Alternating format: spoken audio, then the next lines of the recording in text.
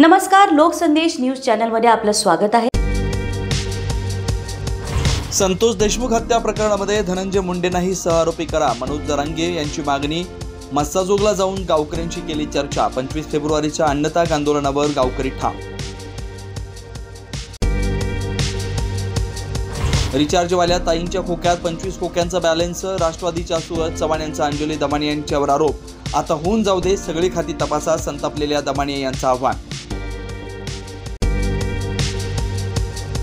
नाशिक आणि रायगडच्या पालकमंत्री पदाचा वाद राज्यात मिटेना। आता तिन्ही नेते अमित शहांना भेटून मार्ग काढायला सांगणार, सरकारमधल्या सूत्रांची माहिती।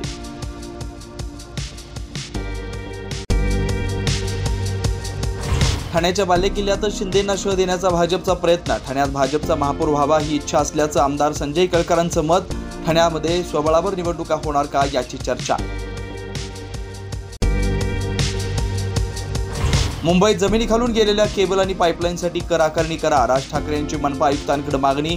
42 युटिलिटींवर कर लावला तर 10,000 कोटी मिळतील असा सल्ला।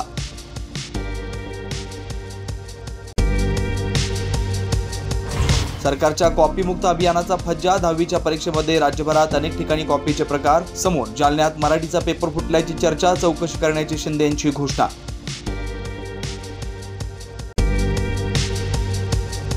पुणे महापालिकेच्या 1,500 कर्मचाऱ्यांना आयकर विभागाकडून 45 कोटींचा दंड। दंडवसुलीसाठी कर्मचाऱ्यांचे पगार 2 महिन्यांपासून बंद।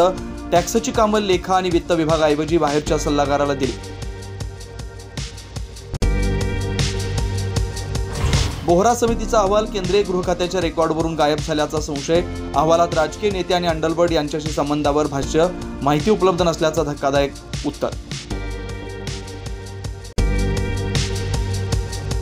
आगामी गणेशोत्सवात मुंबईत पीओपीच्या मूर्तीवर बंदी। कोर्टाच्या निर्णयाचा संदर्भ देत बीएमसीकडून पत्रक जारी। तर मूर्तिकारांनीच पीओपीच्या मूर्ती बसवू नयेत म्हणून राज ठाकरे यांचा सल्ला।